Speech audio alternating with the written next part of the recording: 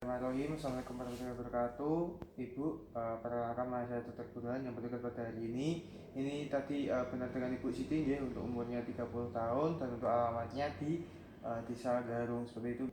Setelah ini saya akan melakukan pemeriksaan dari mata bagian depan dan belakang Ibu ya, dan pemeriksaan tekanan intraokular. Sebelumnya apakah Ibu bersedia? Iya. Sedia nggih, sembari Ibu menyiapkan terlebih dahulu, saya izin untuk cuci tangan nggih. Cuci tangan. Baik, yang pertama saya akan melakukan pemeriksaan dari suprasilia, di mana kita bisa lihat dengan menggunakan penlight di bagian suprasilianya. Di sini dilihat dari kesimetrisannya, apakah bagian suprasilia kanan dan kirinya itu simetris seperti itu. Lalu dilihat apakah terjadi kerontokan atau madarosis seperti itu. Lalu apakah terjadi hiperemis atau eritema, dan apakah juga ditemukan adanya edem seperti itu. Setelah itu kita lakukan palpasi, mohon maaf ya Bu, palpasi untuk melihat apakah adanya suatu nyeri tekan seperti itu. Dari Ibu sendiri apakah merasakan nyeri? Tidak. Tidak nggih. Baik, selanjutnya kita lakukan pemeriksaan dari silianya, di mana kita bisa lihat dari silianya apakah ditemukan adanya suatu trichiasis di mata kanan maupun kirinya ataupun diskiasis seperti itu. Lalu apakah ditemukan adanya suatu sekret juga? Kalau misal ditemukan adanya suatu sekret itu kita lihat konsistensinya seperti apa, apakah dia itu lengket ataupun cair seperti itu. Lalu selanjutnya pemeriksaan dari palpebra superior, di mana mohon maaf Ibu, nanti Ibu bisa melirik ke bawah gitu nggih. Nggih. Selanjutnya kita inspeksi adakah adanya suatu edem dari palpebra, lalu apakah adanya hiperemis seperti itu. Lalu apakah ditemukannya ada suatu sekret seperti itu. Lalu kita bisa lihat konsistensinya seperti apa. Lalu apakah ditemukan adanya suatu hordelium atau massa seperti bintik timbil seperti itu. Setelah itu kita lakukan palpasi juga pada palpebra superiornya. Apakah Ibu merasakan nyeri tekan seperti itu? Tidak. Tidak nggih. Nggih, baik. Lalu juga dilihat apakah ditemukan adanya suatu entropion ataupun ektropion seperti itu. Baik, selanjutnya kita nilai atau lakukan pemeriksaan pada palpebra inferior, di mana kita lihat terlebih dahulu apakah ditemukan adanya suatu edem dari palpebra, lalu apakah ditemukan adanya suatu hiperemesis, lalu apakah juga ditemukan adanya suatu sekret seperti itu. Lalu kita juga lakukan palpasi pada bagian palpebra inferiornya. Di sini nanti Ibu apakah merasakan nyeri, Bu? Tidak. Tidak nggih. Nggih, baik. Setelah itu kita lakukan pemeriksaan dari konjungtiva palpebra superior, di mana pasien Ibu nanti bisa melirik ke bawah seperti itu nggih. Lalu kita lakukan kelopak atas di bawah seperti ini, kita lakukan pemalikan seperti ini pada palpebra superiornya. Lalu kita temukan apakah ditemukan adanya suatu hipertrofi dari papilnya. Lalu apakah ditemukan adanya suatu massa atau hordelium, kita lihat di mata bagian kanan maupun kirinya seperti itu. Lalu apakah ada ditemukannya suatu benda patologis seperti itu. Oke, baik. Setelah itu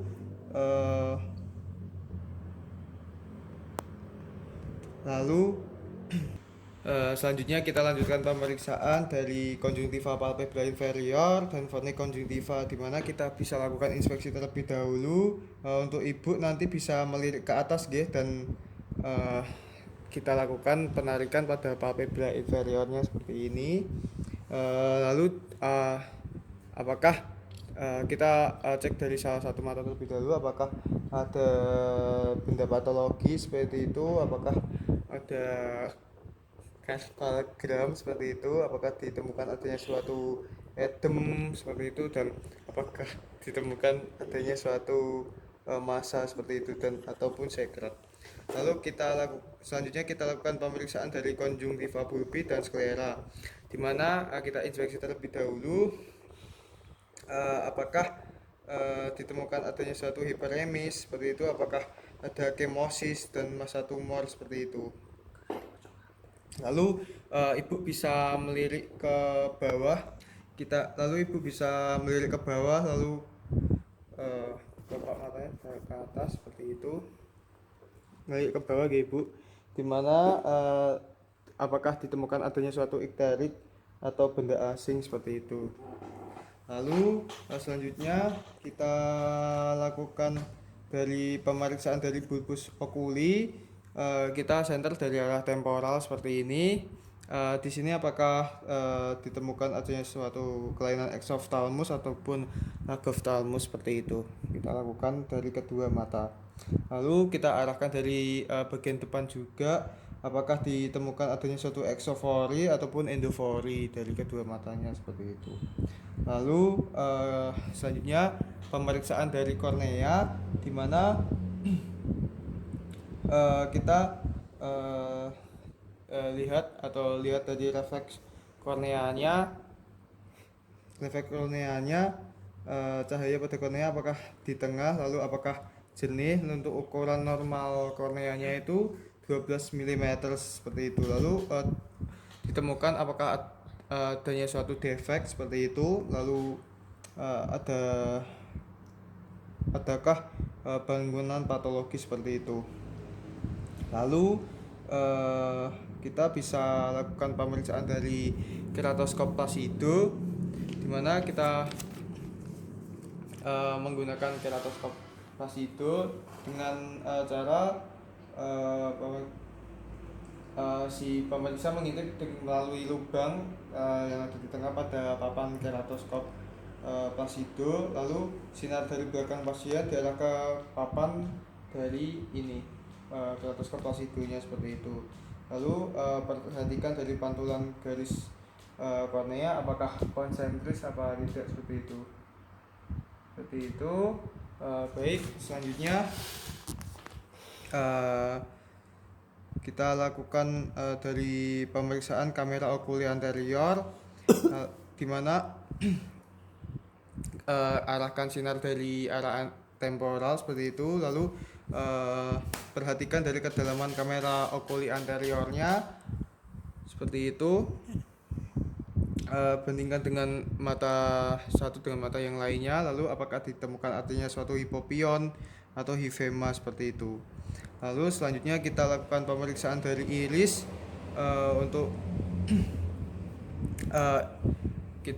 pemeriksaan dari iris. Kita lakukan penyinaran dari arah nasal seperti ini, arah nasal, dimana apakah kita perhatikan dari warna irisnya seperti itu, apakah juga ditemukan adanya suatu nodul, lalu apakah ditemukan adanya suatu sinekea anterior atau perlekatan dari iris dengan kornea, lalu apakah juga ditemukan adanya suatu sinekea posterior atau perlekatan iris dengan lensa seperti itu. Selanjutnya kita lakukan pemeriksaan dari pupil, di mana kita lihat dari diameter pupilnya seperti itu, lalu bentuk pupilnya, lalu apakah terjadi miosis atau maderosis seperti itu. Lalu kita bisa lakukan tes dengan pemeriksaan pupil. Kita bisa lakukan dari pemeriksaan dari direct indirect-nya. Untuk direct kita bisa lihat apakah terjadi miosis ketika dilakukan penyinaran seperti itu. Lalu kita bisa lakukan indirect, di sini juga normal terjadi miosis pada kontralateralnya seperti itu. Lalu selanjutnya kita lakukan pemeriksaan dari lensa. Di sini dilihat apakah lensanya itu mengalami kekaruhan seperti itu. Lalu arahkan dari lensanya atau penlightnya ke arah nasal. Lalu apakah ditemukan adanya suatu iris shadow pada lensanya seperti itu. Baik, terima kasih. Untuk pemeriksaan dari segmen anteriornya sudah selesai. Selanjutnya kita lakukan pemeriksaan dari segmen posterior. Baik, selanjutnya kita lakukan pemeriksaan dari mata bagian posterior atau segmen posterior. Ibu, sebelumnya apakah Ibu bersedia? Bersedia. Baik, yang pertama pemeriksaan dilakukan dalam posisi kamarnya itu gelap seperti itu, agar efek fundusnya itu tampak jelas. Lalu kita lakukan tetes mata yang akan diperiksa dengan menggunakan mediatil 2%. Kita lakukan tetes mata pada bagian mata kanan dan kirinya seperti itu. Baik, selanjutnya kita letakkan lampu pijar di belakang pasien. Ini sudah dilakukan letakkan lampu pijarnya seperti itu. Lalu dengan menggunakan cermin lubang, kumpulkan sinar pada lampu pijar yang ada di belakang itu. Lalu arahkan cermin lubang pada pupil si pasien seperti ini. Lalu kita amati dari warna yang tampak pada pupil pasien melalui lubang pada cerminnya seperti itu. Untuk positifnya, jika tampak warna merah jingga cemerlang seperti itu. Untuk negatifnya, misal tidak tampak dari warna dan gelapnya atau gelap seperti itu. Selanjutnya pemeriksaan dari funduskopi, di mana kita bisa tetes terlebih dahulu dengan mediatil 1% pada mata kanan dan kirinya seperti itu. Lalu kita bisa tunggu selama 20 menit. Lalu setelah itu kita setel dari roda lensanya pada angka 0 atau diposisikan ukuran dari kelainan refraksinya. Lalu Ibu bisa melihat ke depan seperti itu, lalu kita bisa tempelkan atau melihat dari lubangnya pada jarak 15 cm apakah ditemukan adanya suatu fundus seperti itu. Setelah itu bila sudah tampak fundus, kita bisa dekatkan oftalmokov sampai jarak 2 cm seperti itu. Lalu dari mata pasien setelah itu kita lakukan atau setel dari roda lensa agar dapat melihat dari fundusnya biar terlihat sampai jelas seperti itu. Lalu kita lakukan penilaian terhadap segmen posterior dalam hal korpus vitreusnya, lalu retinanya, papil nervus 2-nya, dan retina di sekitarnya seperti itu. Lalu untuk Ibu nanti bisa melihat dari arah cahayanya seperti itu, Bu, dari oftalmokov yang saya pegang ini. Lalu kita bisa lihat dari keadaan dari makula lutea si pasiennya seperti itu.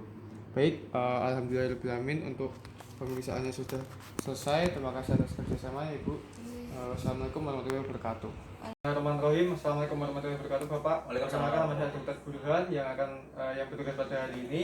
Ini benar dengan Bapak Siraj ya, untuk umurnya 35 tahun ya, Pak. Dan untuk alamatnya benar di Purwodadi ya. Ya, setelah ini nanti saya akan melakukan pemeriksaan dari tekanan intraokular atau TIO.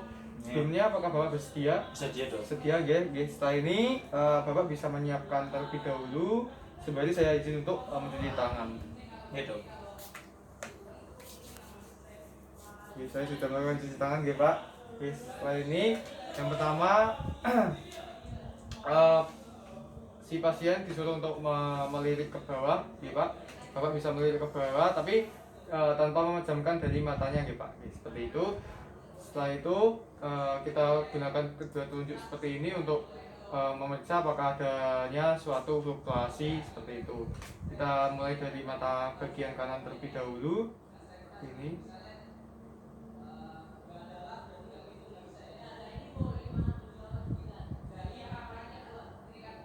Ya, lalu kita lakukan pada mata sisi kirinya.